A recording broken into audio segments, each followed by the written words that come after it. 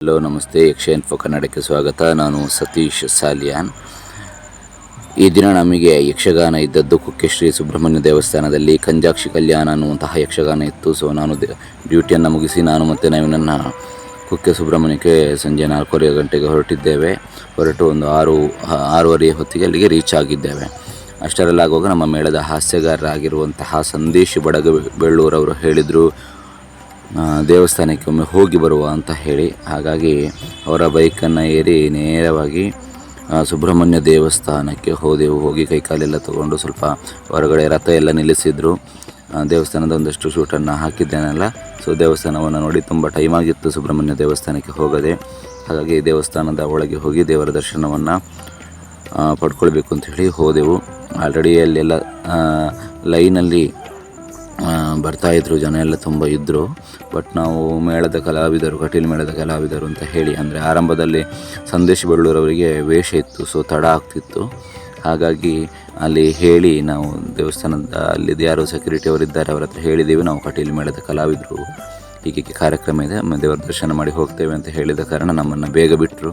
So ಅಂಗಿ ತೆಗೆದು ಹೋಗಬೇಕಾಗ್ತದೆ. ಸುಬ್ರಹ್ಮಣ್ಯ ದೇವಸ್ಥಾನದ ಒಳಗೆ ಹೋಗುವಾಗ ದೇವಸ್ಥಾನದ ಒಳಗೆ ಹೋಗಿ ದೇವರ ದರ್ಶನವನ್ನು ಎಲ್ಲ ಚೆನ್ನಾಗಿ ಮಾಡಿ ಅಲ್ಲಿ ಒಂದಷ್ಟು ಪ್ರದಕ್ಷಿಣೆಯನ್ನು ಹಾಕಿ ಅಲ್ಲಿದ್ದಂತಹ ಬೇರೆ ಗುಡಿಗಳು ಕೂಡ ಎಲ್ಲ ಇದೆ, ಅಲ್ಲಿ ಕೂಡ ಹೋಗಿ ಪ್ರಸಾದವನ್ನೆಲ್ಲ ತಗೊಂಡ್ವಿ.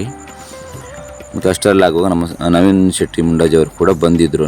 ನಾನು ಮತ್ತು ಸಂದೇಶನ್ನು ಬೈಕಲ್ಲಿ ಬಂದಿರುವಂಥದ್ದು. ನವೀನನ್ನು ಅಲ್ಲೇ ಎಲ್ಲೋ ಒಳದಾರಿ ಉಂಟು ಅಂತ ಹೇಳಿದರು, ಆ ದಾರಿಯ ಮುಖಾಂತರ ಅಲ್ಲಿಗೆ ಬಂದರು.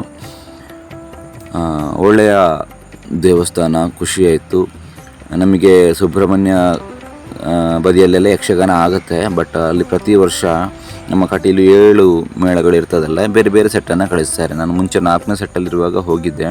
ತದನಂತರ 5ನೇ ಸೆಟ್ಟಿಗೆ ಬಂದ ಮೇಲೆ 1-2-3 ವರ್ಷ ಆಯಿತು ಏನೋ ಸುಬ್ರಹ್ಮಣ್ಯಕ್ಕೆ ಹೋಗಿರಲಿಲ್ಲ.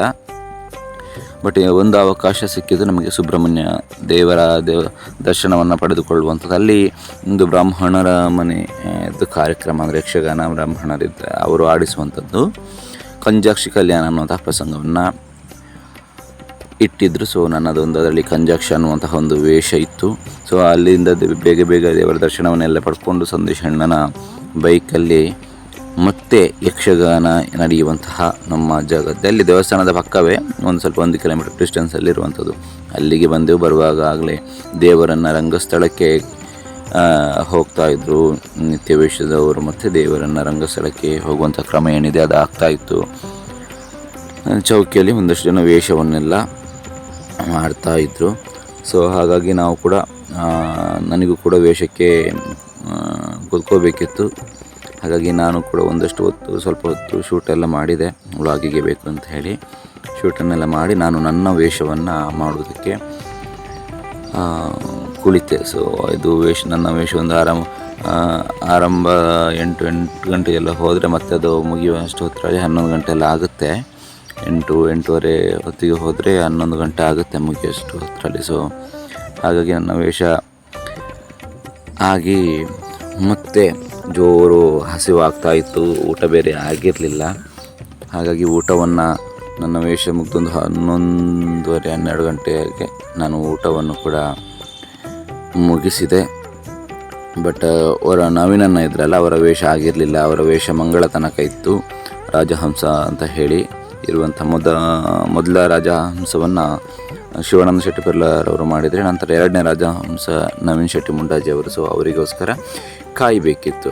ಹಾಗಾಗಿ ಅಲ್ಲಿಂದ ವೆಯ್ಟ್ ಮಾಡಿ ಮತ್ತೆ 12ವರೆಗೆ ಮಂಗಳ ಆಯಿತು. ಅದಕ್ಕೆ ಸಂಬಂಧಪಟ್ಟಂತೆ 2 ಯಕ್ಷಗಾನ ಕಂಜಾಕ್ಷಿ ಕಲ್ಯಾಣದ್ದು ಭಾಗ 1 ಭಾಗ 2 ಅಂತ ಹೇಳಿ ವಿಡಿಯೋ ಮಾಡಿದ್ದೇನೆ, ಮುಂದಕ್ಕೆ ನಾನು ಹಾಕ್ತೇನೆ.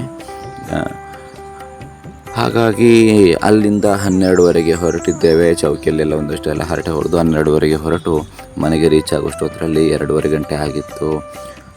2:30 ಗಂಟೆ ಆಗಿ ಜೋರು ನಿದ್ರೆ ಬೇರೆ ಬರ್ತಾಯಿತ್ತು. ಸೊ ಫ್ರೆಶ್ ಅಪ್ ಆಗಿ ನಿದ್ರೆಗೆ ಜಾರಿದೆ. ಸೊ ಇದು ನಮ್ಮ ಮಿನಿ ವ್ಲಾಗ್. ಇಷ್ಟ ಆಗಿದ್ದರೆ ಚಾನಲ್ಗೆ ಸಬ್ಸ್ಕ್ರೈಬ್ ಆಗಿ. ಯಕ್ಷ ಇನ್ಫೋ ಕನ್ನಡ, ಸತ್ಯ ವಿಚಾರಗಳ ಸ್ಪಷ್ಟ ಸುದ್ದಿ. ಮುಂದಿನ ವ್ಲಾಗಲ್ಲಿ ಸಿಗ್ತೇನೆ. ನಮಸ್ಕಾರ.